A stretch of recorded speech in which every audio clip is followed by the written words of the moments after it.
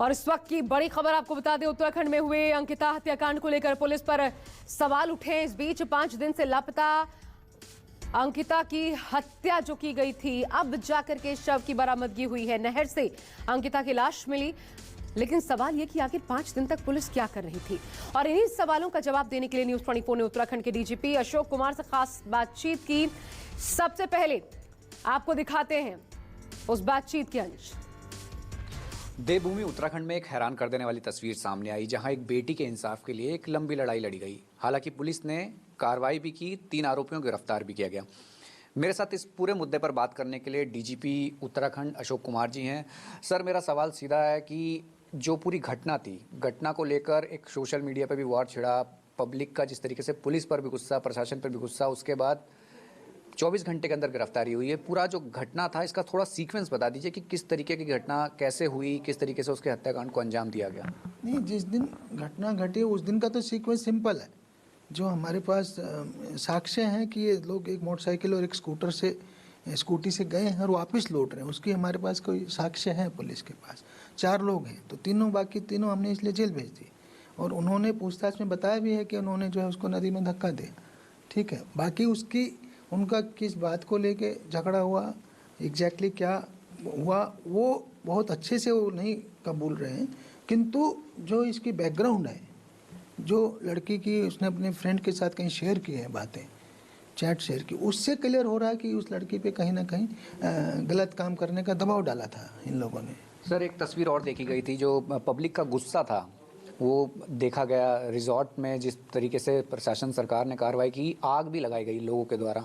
लोग कुछ इस तरीके के आरोप लगा रहे थे कि ये रिजॉर्ट में कुछ गलत काम होता था। हालांकि ये चैट जो अपनी दोस्त के साथ उसने करी, उस तरीके से उस चैट का जिक्र उस तरीके से दिख रहा है कि कहीं ना कहीं गलत काम के लिए उसको बोला जा रहा था। तो इस तरीके की तस्वीर को आप क्या रिजॉर्ट के लिए आप खासकर जो जांच है वो किस तरीके से आगे बढ़ाएंगे? क्योंकि ये घटना तो अब हुई है, इसमें आप गिरफ्तार कर चुके हैं, लेकिन इसका सीक्वेंस अगर हिस्ट्री अगर निकालें तो इसमें क्या देखेंगे अभी आप?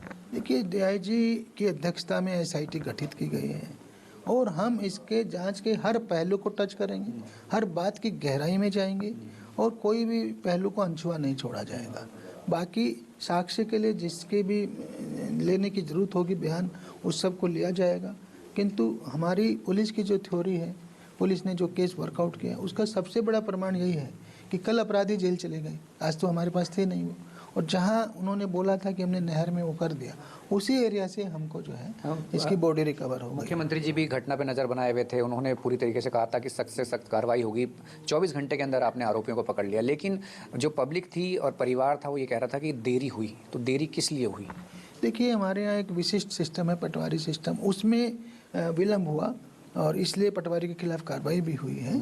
और जो ही हमारे नॉलेज में आया, तत्परता से विवेचना की गई और तत्परता से केस वर्कआउट भी हो। सर, मेरा एक सवाल और है, क्या इनका कोई प्रीवियस रिकॉर्ड है? अभी आपने वो जांचने की कोशिश करी, एक जिक्र किया जा रहा था कि एक लड़की इससे पहले भी मिसिंग हुई है, एक लड़की का नाम आया था। ये लोग बोल रहे हैं, उसको वेरीफाई कर रहे हैं, अभी हमारे सामने नाम नहीं आया है।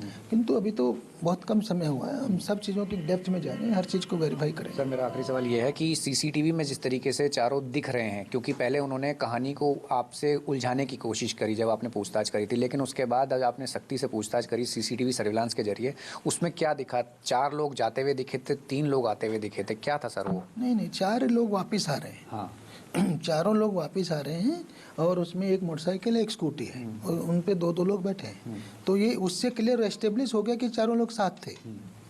Thank you sir. इसमें एक लास्ट मेरा सवाल ये है कि इसमें इन्वेस्टिगेशन में कुछ और पहलू भी जुड़ेंगे, कई और लोग भी इनमें इन्वॉल्व हो सकते हैं, ऐसा कुछ है आपको लग रहा? संभव है, वो तो विवेचना जहाँ लेके जाएगी वहीं तक जाएंगे, हम अभी से कैसे बोल सकते हैं। ये तो देखिए, जो इतनी बड़ी एसआईटी गठित की इसीलिए की है कि कोई पहलू अनछुआ न रह जाए। कई बार होता है। सर, रिमांड पे लेंगे इनको? जरूर लेंगे, बिल्कुल जांच की जाएगी। और जिस तरीके का पूरा प्रकरण था, एक देवभूमि को जिस तरीके से कहा गया कि देवभूमि उत्तराखंड में एक बेटी के साथ शर्मसार घटना हुई और उसके बाद लोगों का रोष हुआ, लेकिन अब जिस तरीके की कार्रवाई है, फिलहाल पुलिस पूरे मामले की जांच कर रही है। कैमरा पर्सन कलिकांत के साथ राहुल प्रकाश, न्यूज़ 24 देहरादून। नमस्कार, मैं हूं मानक गुप्ता। अगर आपको हमारा ये वीडियो पसंद आया हो तो इसे लाइक और शेयर जरूर करें और हाँ, हमें सब्सक्राइब और फॉलो करना ना भूलें ताकि आप देश और दुनिया की कोई खबर मिस ना करें। तो जुड़े रहिए हमारे साथ और देखते रहिए न्यूज़ 24।